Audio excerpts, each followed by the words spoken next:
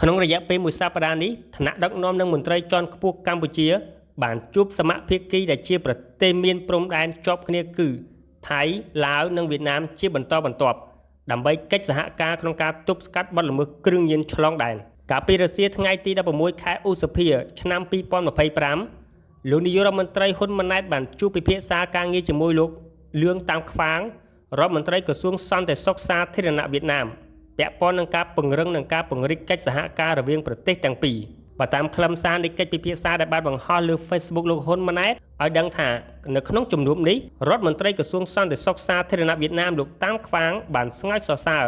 កិច្ចសហការរវាងប្រទេសទាំងពីរក្នុងការទប់ស្កាត់និងបង្ក្រាបបទល្មើសនានាដូចជាបទល្មើសគ្រឿងញៀននិងការជួញដូរមនុស្សឆ្លងដែនជាដើមបន្ថែមពីលើនេះ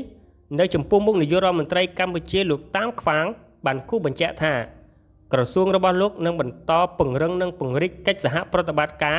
ជាមួយក្រសួងមហាផ្ទៃកម្ពុជាឲ្យកាន់តែល្អប្រសើរដើម្បីរួមចំណែកដល់ការរក្សាសន្តិសុខនិងជាប្រយោជន៍សម្រាប់ប្រជាជននិងប្រទេសទាំងពីរនៅថ្ងៃដដែលក្នុងជំនួបរវាងលោកសសុខារដ្ឋមន្ត្រីក្រសួងមហាផ្ទៃនិងលោកវិល័យឡាំខាមហ្វងរដ្ឋមន្ត្រីក្រសួងសន្តិសុខសាធារណៈឡាវភាគីទាំងពីរក៏បានឯកភាពគ្នាក្នុងការបដិញ្ញាចិត្តសាមគ្គីទប់ស្កាត់ការជួញដូរគ្រឿងញៀននិងការជួញដូរមនុស្សនៅតាមបន្ទាត់ព្រំដែនផងដែរដើម្បីរក្សាសន្តិសុខនិងសុវត្ថិភាពនៃពលរដ្ឋទាំងសងខាងដែលឡែកកាលពីថ្ងៃពុធកម្ពុជានិងថៃក៏បានបើកកិច្ចប្រជុំទ្វេភាគីលើកទី15ស្ដីពីកិច្ចសហប្រតិបត្តិការប្រយុទ្ធប្រឆាំងគ្រឿងញៀននៅខេត្តក្រាប៊ីប្រទេសថៃដែលភាគីកម្ពុជាដឹកនាំដោយលោកមាសវិរិទ្ធអគ្គលេខាធិការនៃអាជ្ញាធរជាតិប្រយុទ្ធប្រឆាំងគ្រឿងញៀននិងភាគីថៃដឹកនាំដោយលោកផានរៈលក្ខបុនអគ្គលេខាធិការក្រុមប្រឹក្សាត្រួតពិនិត្យគ្រឿងញៀនថៃកិច្ចប្រជុំទ្វេភាគីលើកទី15នេះកម្ពុជានិងថៃបានសម្រេចពង្រឹងកិច្ចសហប្រតិបត្តិការដើម្បីប្រយុទ្ធប្រឆាំងគ្រឿងញៀនដោយឯកភាពគ្នាទៅលើការងារចំនួន5រួមមានទី1ការត្រួតពិនិត្យសារធាតុគីមីផ្សំទី2ការវិភាគគ្រឿងញៀននិងការចងក្រងឯកសារអត្តសញ្ញាណទី3ការអប់រំ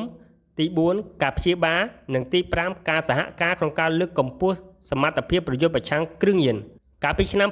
2024កម្ពុជាបានរឹបអូសគ្រឿងញៀនជិត15តោននិងឃាត់ខ្លួនជនសង្ស័យជាង27000នាក់នេះបើតាមលោកមាសវិរិទ្ធអគ្គលេខាធិការនៃអាជ្ញាធរជាតិប្រយុទ្ធប្រឆាំងគ្រឿងញៀនកម្ពុជាថ្លែងក្នុងពិធីបើកសន្និបាតបូកសរុបលទ្ធផលការងារឆ្នាំ2024និងលើកទិសដៅបន្តរបស់អាជ្ញាធរជាតិប្រយុទ្ធប្រឆាំងគ្រឿងញៀន